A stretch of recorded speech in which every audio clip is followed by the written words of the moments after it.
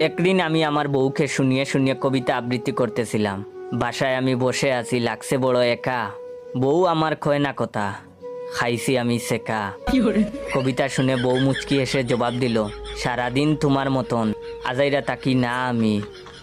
অফিসে তুমি না গিয়ে কেন করো পুংটামি। ঠিক তখনই রুমে মা এসে হাজির হলেন।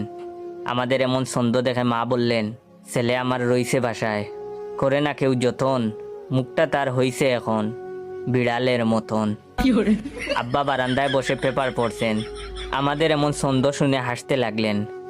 আম্মার আগেই ভাব নিয়ে বলল, মনে পড়ে সেই কথা, চুবাইলাম তোমায় বিলে, তখন কিন্তু তুমি আশিকের মতন ছিলে।